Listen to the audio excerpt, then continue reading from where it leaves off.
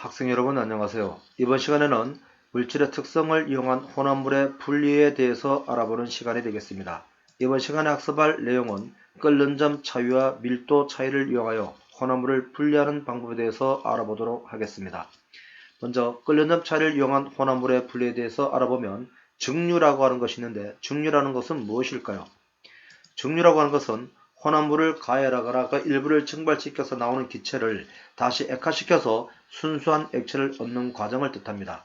예를 들면 물과 에탄올의 혼합물에서 가열시켰을 때에 끓는 점이 낮은 에탄올부터 기화되어 나오면 그 기화된 에탄올을 다시 액화시켜서 순수한 액체를 얻는 그런 방법을 우리가 예를 들 수가 있겠습니다.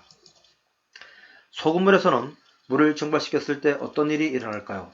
소금물에서 물을 증발시키면 마지막에 소금이 남겠죠. 이와 같은 방법을 우리는 증발이라고 얘기합니다.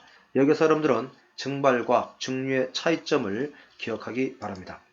그림은 증류장치를 뜻하고, 이와 같은 증류장치를 이용하여 우리 조상들은 소주골이라는 걸 만들어서 술을 만드는 방법에 사용을 하였습니다.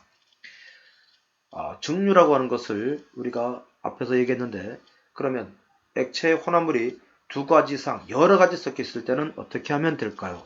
그렇죠. 증류를 반복하면 되겠죠.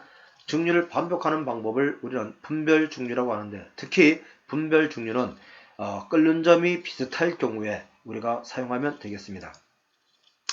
증류를 시켰을 때 상태 변화를 살펴보게 되면 먼저 액체 혼합물을 가열했을 때에 기체가 될 것이고, 그 기체를 냉각시키면 다시 순수한 액체가 되겠죠. 이와 같은 방법을 이용하여 우리가 대표적으로 사용하는 것이 석유를 분별 증류하는 경우가 되겠습니다.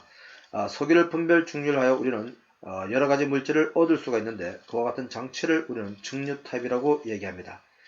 증류탑에서 끓는 점이 낮은 물질부터 분리되어 나오는 예를 우리가 보면은 가장 낮은 것이 먼저 가스를 포함해서 개솔린, 그 다음 등유, 경유, 중유, 아스팔트, 피지, 찌꺼기 이런 것들이 나오는데, 이런 것들이 나올 때에 우리는 끓는 점 차이를 비슷하기 때문에 계속적으로 반복해야 된다는 사실을 기억하기 바랍니다. 자, 우리가 분별 증류 장치를 하기 위해서 분별 증류를 하기 위해서는 특별한 장치를 꾸며야 되는데, 그와 같은 장치를 우리는 리비히 냉각기라고 얘기합니다. 이 리비히 냉각기에서 A, B 고무관은 물이 들어가는 관인데, 물을 어느 쪽으로 집어넣어야 될까요? 한번 생각해 보기 바랍니다. 이 리비히 냉각기의 각부의 특징을 우리가 살펴보면, 온도계의 위치는 기하에 나올 때의 기체의 온도를 우리가 알아야지 끓는 점이 되겠죠. 그래서 가지가 달린 부분에다가 온도계를 설치해야 되겠고, 유리도막을 넣는 것은 여러 번 충족시키는 효과가 있을 것이며, 갑자기 끓는 걸 막기 위해서 끓임 쪽을 집어넣고, 연결된 부위에서는 기화된 물질이 새지 않도록 바셀린 같은 것으로서 밀봉을 해야 되겠습니다. 물은 찬물을 아래쪽 고무관으로 집어넣어서 위쪽으로 나오게 해야 됩니다. 왜 그렇게 해야 되는지 한번 잘 생각해서 그 이유를 찾아보기 바랍니다. 자, 원유의 분별 증류를 우리가 보게 되면은 끓는 점이 가장 낮은 가스를 시작으로 해서 개솔린부터 마지막에 찌꺼기까지 나오게 되겠는데, 여기에 가솔린부터 등유, 경유, 중유, 가스 이런 모든 것들은 우리는 연료로 사용을 하고 있다는 것을 여러분들 잘 알고 있겠죠. 자, 이번에는 물에 잘 녹지 않는 기체 혼합물을 어떻게 하면 분리할 수 있을까요? 예를 들어서 끓는 점 차이가 큰 기체 혼합물은 어떻게 분리하면 될까요? 끓는 점 차가 큰 기체 혼합물은 부테인과 일반 공기를 둘 수가 있는데, 부테인은 영하 0.5도에서 끓기 시작을 하고 일반 공기는 영하 183도에서 끓기 시작하는데, 이것은 산소의 끓는 점입니다. 그래서 냉각시키면 끓는 점이 높은 기체부터 액체로 분리가 되겠죠. 끓는 점 차이가 작은 기체 혼합물일 경우에는 먼저 모두 냉각을 시킨 다음 액체로 만들어서 다시 가열하여 분별 증류를 시키면 되겠습니다. 대표적으로 푸테인과 프로페인 같은 기체 혼합물을 예를 들 수 있겠습니다.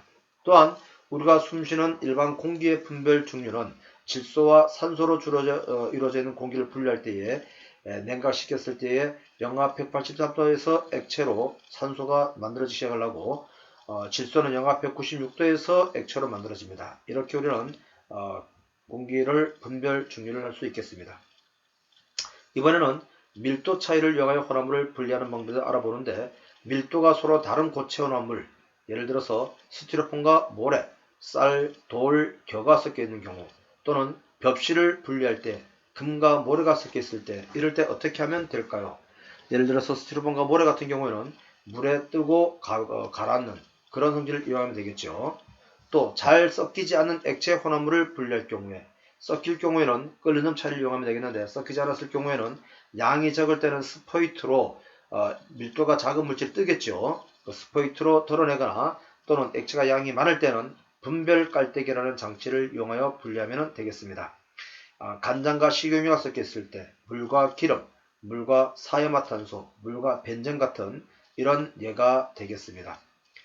예를 들어서 또 참고적으로 화약에서 우리가 화약의 성분을 보게 되면 철, 황, 탄소, 질산, 칼륨으로 이루어져 있는데, 이런 물질들을 각각 어떻게 하면 분리할 수 있는지에 대해서도 여러분들이 생각해 보기 바랍니다. 먼저 물과 식용유 같은 경우에 분별 깔때기를 이용하여 분리하는 경우를 살펴보면, 분별 깔때기 속에 물과 식용유를 집어넣고 마구 흔든 다음에 이렇게 콕을 잠근 다음 링게다리에 걸어놓게 되면 밀도가 작은 식용유가 위로 가고 물이 밑으로 가라앉겠죠.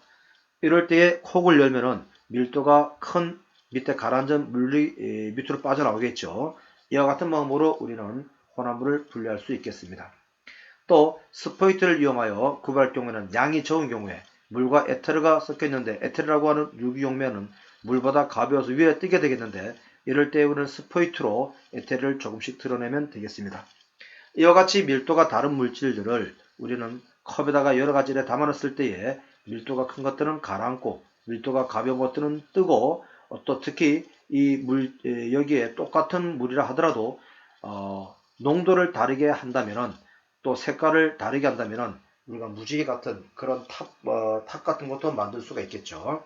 지금 여기에 대표적으로 우리 주변에 흔한 물질들의 밀도를 우리는 어느 것이 더 무겁고 가벼운지 우리가 비교해 볼 수 있는 그런 예가 되겠습니다. 이것으로 혼합물을 분리하는 첫 번째 시간을 마치도록 하겠습니다.